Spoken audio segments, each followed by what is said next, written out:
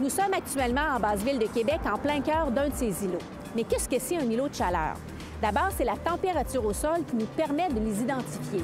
Mais les îlots de chaleur ont aussi d'autres caractéristiques. En fait, elles concentrent la pollution atmosphérique.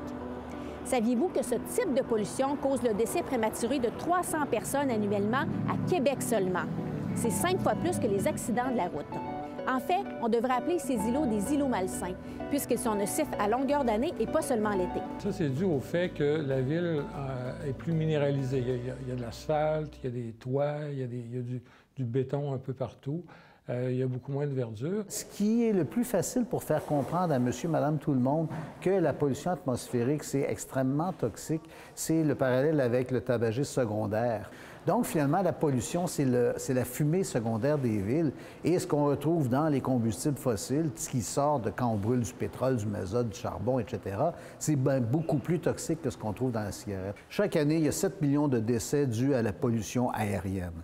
Par ailleurs, il y a des études plus pointues qui ont été faites puis qui ont montré que si vous habitez à moins de 50 mètres d'une voie routière polluée, vous augmentez de 95 le taux de mortalité cardiovasculaire par rapport à si vous êtes à plus de 200 mètres d'une voie routière polluée. En milieu urbain, l'important, c'est les arbres. Tant que le carbone est dans cet arbre-là, il n'est pas dans l'atmosphère, c'est un gain pour l'environnement.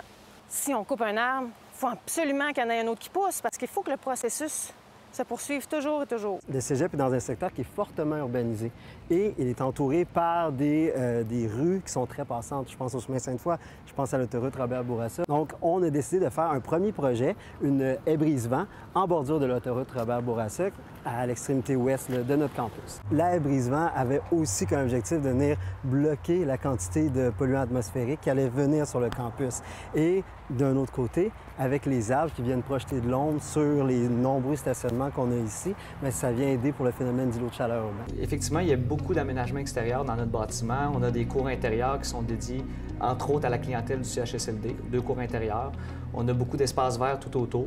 C'est des espaces verts qui ne nécessitent pas d'entretien avec de l'eau, donc on économise, on n'utilise pas l'eau pour les entretenir.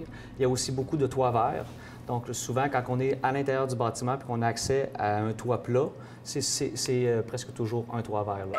La façon que le mobilier est fait, ça amène une détente avec les rondeurs et les enfants ont une tendance à être beaucoup plus détendus, donc ouverts à parler, à discuter. Ça arrive que, monsieur le directeur vous a parlé de nos classes d'adaptation scolaire. Fait que des fois, ça arrive que les intervenants, pour créer un momentum de discussion, vont venir ici, s'installer, relaxer, puis enlever l'espèce de pression que l'institution peut avoir des fois sur l'enfant.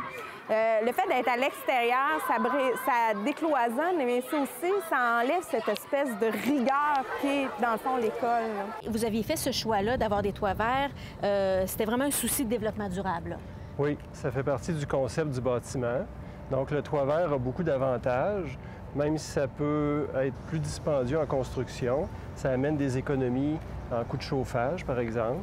Ça amène aussi une rétention de l'eau.